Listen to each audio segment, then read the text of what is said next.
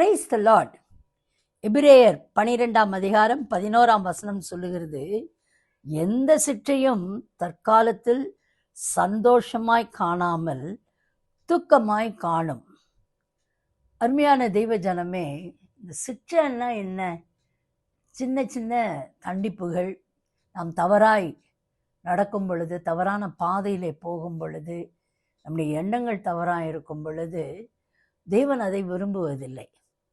அவர் சின்ன சின்ன காரியத்தில் நம்மளை தட்டி, அப்படி ஒரு ஆட்டை மேய்க்கிறவன் எப்படி அதை காலை தட்டி அதன் வழியிலே நடத்துகிறானோ, அது மாதிரி ஆண்டவர் நம்மை அதிசயமாய் அவர் சிட்சித்து நடத்துகிறார். அந்த சிட்சை கொஞ்ச நாட்களுக்கு கஷ்டமாக இருக்கும். ஐயோ, ஆண்டவர் ஏன் என்னை இப்படி பண்ணுறாரு, அப்படி பண்ணுறாரு. அநேகருக்கு இன்னும் இது கேள்வியாக இருக்கும். ஏன்னு சொன்னால், simple reason, he loves us so dearly.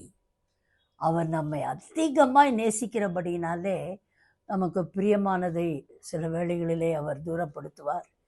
நம்ம எது எதிர்பார்த்துக்கிட்டு இருக்கோமோ அது கிடைக்காமல் போகும். He will put a stop. எப்படி அன்னாளின் கற்பத்தை அவர் தடை பண்ணி வைத்திருந்தாரோ, அவரே கதவை அடைக்க முடியும், அவரே துறக்கவும் முடியும். இப்படிப்பட்ட பல காரியங்களை அவர் செய்ய முடியும்.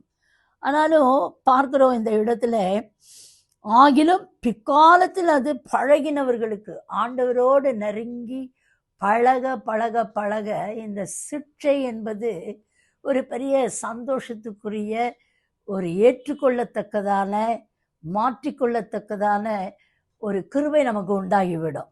ஐயோ, இன்னைக்கு ஆண்டவர் நம்மகிட்ட பேசலையே, என்ன சொல்ல போகிறாரு, இது எதனால் இந்த துக்கம் வந்தது, எதனால் இந்த வியாதி வந்தது, எதனால் இந்த கஷ்டம் வந்ததுன்றத யோசிக்க வச்சு நம்மளை திரும்பவும் ஆண்டவரோடு அதை சேர்த்து விடும். So it's an amazing thing. So never be worried, but cling on to the Lord and ask him, what should I do, Lord, where I have gone wrong அப்படின்னு நம்ம கேட்கும்போது அவர் நமக்கு வழிகளை செவைப்படுத்தி காண்பிக்கிற தேவனாக இருக்கிறார். May God bless you with this prophetic word today. Amen.